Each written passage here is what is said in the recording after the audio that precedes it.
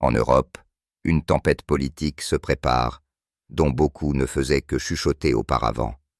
7 pays, longtemps restés dans l'ombre des décisions de Bruxelles, se sont soudainement prononcés contre la politique d'Ursula au sein du fonds Hollen. Il ne s'agit pas d'un simple conflit diplomatique, mais du début d'un réexamen sérieux de l'équilibre des pouvoirs au sein de l'Union européenne. En coulisses de la politique européenne, le mécontentement couve depuis longtemps. La hausse des prix de l'énergie, les problèmes migratoires, la pression des grands acteurs de l'UE. Tout cela a provoqué une irritation accumulée, mais elle a maintenant éclaté au grand jour. Les pays qui, auparavant, ne faisaient qu'exprimer prudemment des doutes quant aux décisions de la Commission européenne ont déclaré ouvertement. Cela ne peut plus continuer ainsi. Des sources à Bruxelles affirment que, pour la première fois depuis longtemps, on entend parler de coup d'État dans les couloirs du Parlement européen, pas au sens propre du terme, bien sûr, mais au sens politique.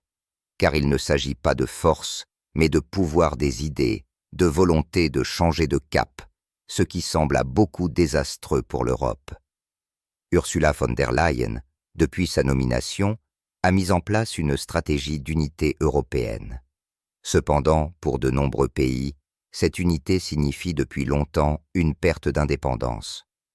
Les décisions prises à Bruxelles ne tiennent souvent pas compte des intérêts des économies et des traditions nationales. Les pays d'Europe de l'Est, qui soutenaient auparavant sans réserve la politique de l'Union européenne, s'opposent désormais à une centralisation excessive du pouvoir. Ils sont irrités par le fait que la plupart des décisions sont prises sans consultation ni accord. Les représentants de plusieurs pays ont déclaré que l'Europe est devenue l'otage de la bureaucratie et des intérêts d'autrui. Au centre des critiques figurent les questions de la politique de sanctions, de la dépendance énergétique et des relations avec les conflits en dehors de l'Europe. Selon des fuites des réunions, c'est précisément le thème des sanctions contre la Russie qui est devenu le point de désaccord essentiel. Certains pays affirment que ces mesures nuisent davantage à l'économie européenne qu'à quiconque d'autre. Les entreprises de production ferment, le chômage augmente et l'instabilité énergétique frappe les citoyens ordinaires. En réponse, Ursula von der Leyen déclare que l'Europe est obligée de maintenir son unité et de suivre des principes moraux. Cependant, de plus en plus de politiciens doutent que la morale puisse être supérieure à la vie réelle des gens. Parallèlement, les tensions au sein de la Commission européenne s'intensifient. Les députés européens de plusieurs pays exigent un rapport sur la manière dont les fonds sont dépensés pour soutenir les projets extérieurs, en particulier lorsque les pays eux-mêmes connaissent une augmentation des problèmes sociaux. Tout cela crée une atmosphère de méfiance. Les économistes préviennent que si l'UE ne revoit pas ses priorités, les contradictions internes pourraient conduire à de nouvelles divisions. Dans certaines capitales, on entend même des propositions de création d'alliances alternatives au sein de l'UE, plus flexibles et axées sur les intérêts nationaux. Ces idées semblent encore utopiques, mais le simple fait qu'elles soient discutées en dit long. La solidarité européenne, considérée comme inébranlable, est désormais soumise à de rudes épreuves. Dans le contexte de cette crise, Ursula von der Leyen tente de rester confiante. Elle fait une déclaration sur l'importance de la démocratie, sur la nécessité de lutter contre la désinformation et l'influence extérieure, mais pour beaucoup, ces paroles ne semblent plus convaincantes. Dans la société, le sentiment que l'élite à Bruxelles est coupée de la réalité grandit. Les gens voient la hausse des prix, les problèmes dans l'industrie et ne croient pas aux promesses d'une amélioration rapide. Les politologues notent que ce qui se passe pourrait marquer un tournant pour l'ensemble de l'Union européenne. Si ces 7 pays restent unis dans leur mécontentement, ils pourront influencer la décision au niveau du Conseil européen. Cela pourrait conduire à un réexamen de la politique de la Commission européenne, voire à un changement de direction. Dans certains cercles d'analystes, on dit que von der Leyen est confrontée au défi le plus sérieux depuis qu'elle a pris ses fonctions. Cependant, Malgré la pression croissante, elle n'a pas l'intention de reculer. Ses partisans affirment que c'est précisément maintenant, en période de crise et de conflit, qu'il faut une main forte, capable d'empêcher l'Europe de s'effondrer. Ses adversaires, quant à eux, estiment qu'une telle force se transforme en autoritarisme.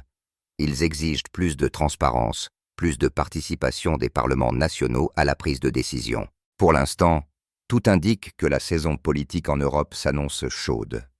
De nouvelles réunions, des rencontres en coulisses, des consultations sont déjà en préparation.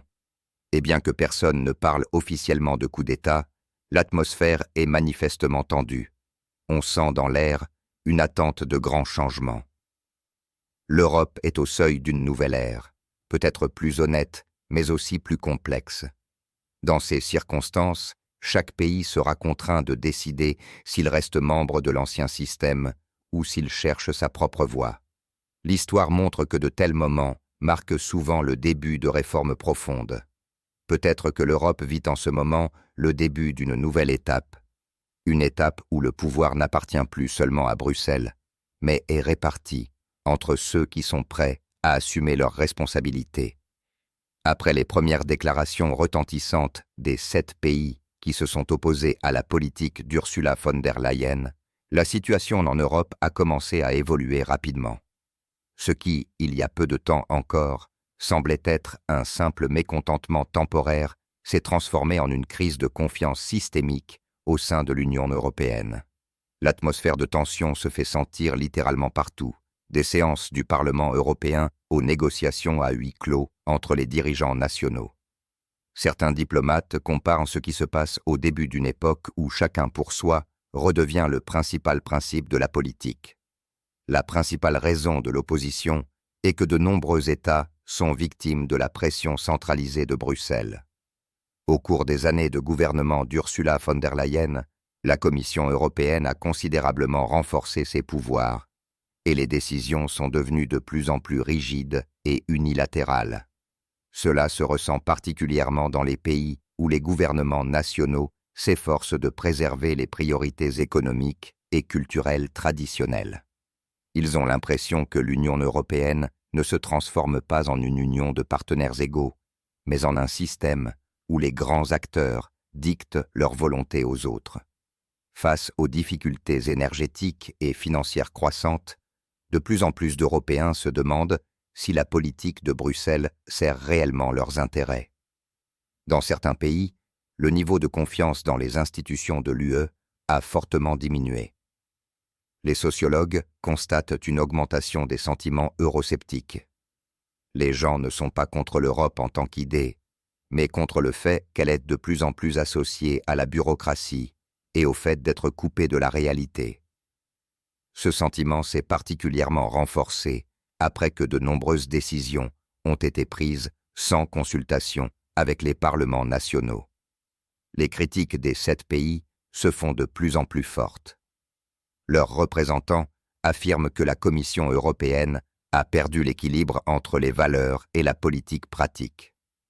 Au lieu de chercher des moyens de concilier les intérêts, Bruxelles impose une norme de comportement unique qui ne convient pas à tout le monde. Par exemple, en matière de sanctions et de politique étrangère, les approches des États divergent fortement. Certains estiment que la confrontation ne fait qu'aggraver la crise, d'autres exigent le dialogue et le pragmatisme. Cependant, la direction actuelle de l'Union européenne insiste sur l'unité, qui est de plus en plus perçue comme une contrainte. Ursula von der Leyen continue de défendre sa position en affirmant que l'unité est la force de l'Europe. Mais plus elle appelle à la solidarité, plus la discorde interne se fait entendre. Même parmi ses anciens alliés, des doutes apparaissent. Certains ministres européens déclarent ouvertement que la politique actuelle a conduit à un affaiblissement économique, à une augmentation du mécontentement social et à une perte de confiance dans le pouvoir. La composante économique du conflit joue un rôle essentiel. Après l'introduction de sanctions rigides et la hausse des prix de l'énergie, les capacités de production de nombreux pays se sont révélées menacées. Les entreprises ferment les emplois disparaissent et l'inflation continue d'augmenter. Dans de telles conditions, les accusations portées contre Bruxelles se font de plus en plus fortes. Les politiciens des pays mécontents affirment que la Commission européenne ne comprend pas la situation réelle. Au lieu de soutenir l'industrie et l'énergie, l'attention est portée sur des projets idéologiques qui n'apportent pas de résultats tangibles. L'opposition politique au sein de l'Union européenne s'intensifie également. Les dirigeants des pays, qui étaient auparavant considérés comme des partisans de von der Leyen, préfèrent désormais garder leur distance. Ils comprennent qu'un soutien ouvert peut provoquer le mécontentement de leurs propres citoyens. Les médias européens rapportent que des différends acharnés sont en cours à huis clos. Certains diplomates préviennent que si un compromis n'est pas trouvé dans les prochains mois, l'Union européenne pourrait être confrontée à la crise la plus profonde de ces dernières décennies. Parallèlement, la pression des forces d'opposition s'intensifie. Dans plusieurs pays, la popularité des partis qui plaident pour une réforme de l'UE augmente. Ces mouvements exigent le retour d'une partie des pouvoirs au niveau national et une révision du principe de la subordination obligatoire aux décisions de Bruxelles. Leurs slogans trouvent un écho auprès de millions de personnes, en particulier au sein de la classe moyenne, qui est la plus touchée par la politique économique actuelle. En réponse, Ursula von der Leyen mise sur les projets internationaux et l'activité de politique étrangère. Elle espère que la démonstration de force et de confiance permettra de restaurer l'autorité perdue. Cependant, au sein de l'Europe, ces mesures sont perçues davantage comme une fuite des problèmes réels. Les électeurs européens veulent voir une amélioration des conditions de vie, une baisse des prix et une croissance de l'économie, et non des déclarations retentissantes sur le rôle mondial de l'Union. Lors des séances du Parlement européen, la tension a atteint un tel niveau que certaines discussions se déroulent à huis clos. Des sources indiquent que le ton des discussions devient de plus en plus dur. Les députés des pays d'Europe de l'Est exigent que l'on cesse la politique de pression et que l'on leur donne la possibilité de mener une politique économique indépendante. En réponse, les représentants des anciens membres de l'UE appellent à la discipline et à l'unité. Ce conflit d'intérêts est de plus en plus difficile à cacher au public. Parallèlement, la pression sur Ursula von der Leyen elle-même s'accroît. Les médias discutent de plus en plus de la question de son avenir. Les observateurs politiques notent que sa position s'est affaiblie comme jamais auparavant. Plusieurs pays bloquent simultanément les initiatives émanant de son cabinet. Les signes d'isolement politique deviennent évidents. Dans le même temps, elle continue de faire preuve d'assurance et de fermeté, déclarant que la crise rend l'Europe plus forte. Mais tout le monde ne partage pas cet optimisme. Les analystes voient dans ce qui se passe le début d'un nouveau cycle politique. L'Union européenne est confrontée à un choix, soit procéder à des réformes profondes et s'adapter à la nouvelle réalité, soit risquer un effondrement interne. Les 7 pays qui se sont opposés à la politique actuelle pourraient jouer un rôle de catalyseur du changement. Leur position inspire déjà d'autres dirigeants hésitants, qui observent l'évolution de l'équilibre des forces. S'ils s'unissaient, Bruxelles sera contrainte d'écouter leur voix.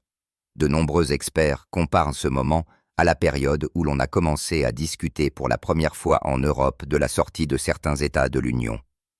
À l'époque, cela semblait impossible. Mais aujourd'hui, de plus en plus de personnes se rendent compte que la structure politique de l'Europe n'est plus monolithique. Et si Ursula von der Leyen ne parvient pas à trouver un langage de dialogue avec ses opposants, cela pourrait marquer le début d'une nouvelle ère, une époque où l'Union européenne cessera d'être un centre de pouvoir unique et se transformera en une union de nombreuses puissances indépendantes, mais interagissant. Tout cela fait des prochains mois une période décisive pour l'avenir de l'Europe. La veille, ce ne sont pas seulement les ambitions politiques qui sont en jeu, mais l'idée même d'une Europe unie, qui a longtemps semblé inébranlable. Le temps nous dira si la crise actuelle sera un point de renouvellement ou le début d'un effondrement. Mais une chose est claire, l'ancien ordre ne reviendra pas, et l'Europe ne sera plus jamais la même.